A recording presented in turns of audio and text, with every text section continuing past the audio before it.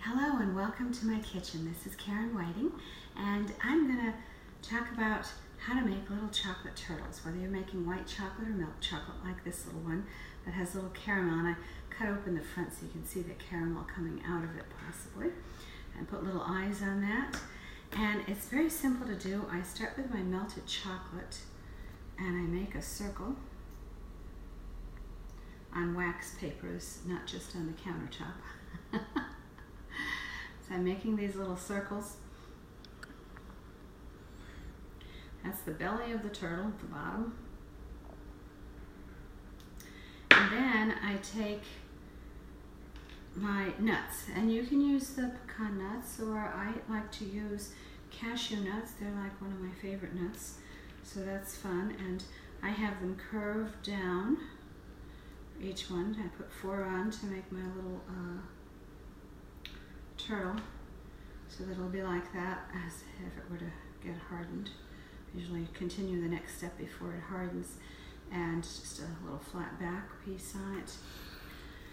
My granddaughter likes to take little extra pieces of the nuts and put little tails on too, so you can do that if you want to. And I melt this chocolate in the microwave. I just do 20 seconds at a time till it's melted enough. And then I melt white chocolate. I'm melting in my little chocolate pot here, which might need to be a little warmer right now. It's starting to cool off. I had started melting it. And then I take my caramel, and I made the caramel and it's softened. It's much easier to work with when I have softened it up. And I will put a little dab of caramel on top of each of these. So I'm just gonna push that on there. And even for the ones that are hardened, kind of measure with a little baby spoon that I have. From having 5 children, I still have a few little things left from when they were little.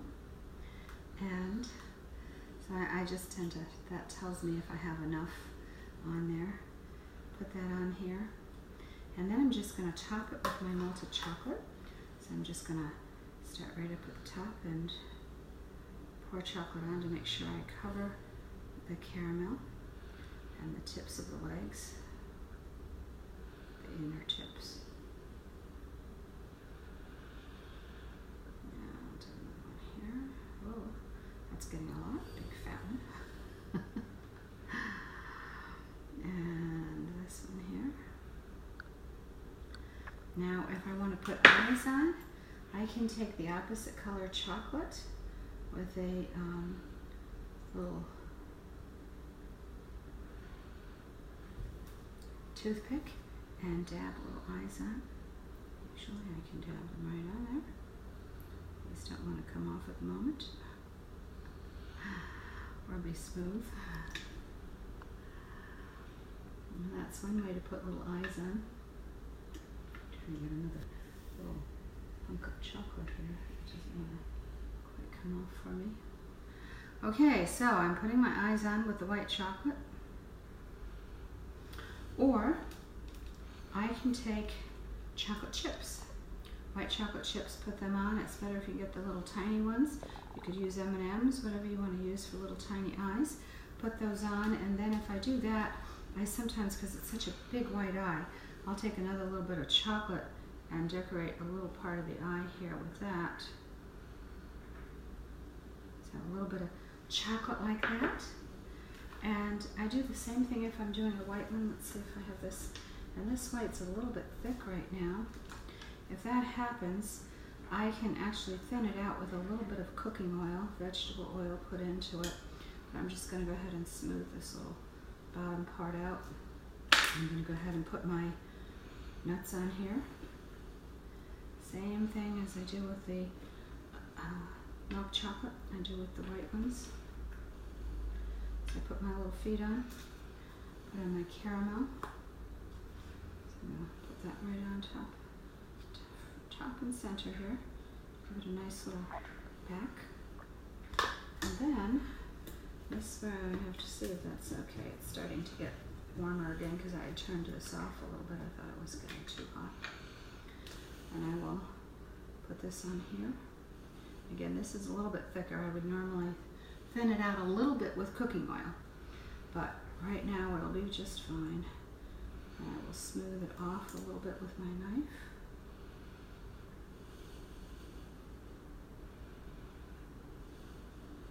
Okay, so I have a little turtle here.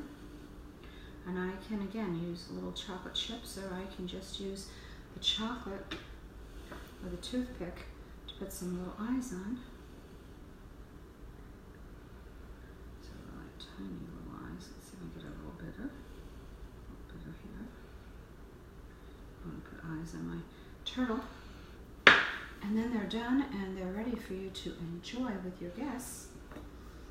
And this is still one that I have to finish up, and that's going to be milk chocolate, but I'll do that a little bit later. And another circle, because they can sit, whether I do it now or a little bit later, it won't make any difference. But as you can see, it's very easy to make turtles. I usually do a whole row, a couple of rows of the circles, and then I do the next step and I continue doing that, so I kind of manufacture a bunch at once. And hands are a little chocolatey right now. But it's almost Easter, and so I'm going to serve these at Easter dinner when I have some family over here on Sunday.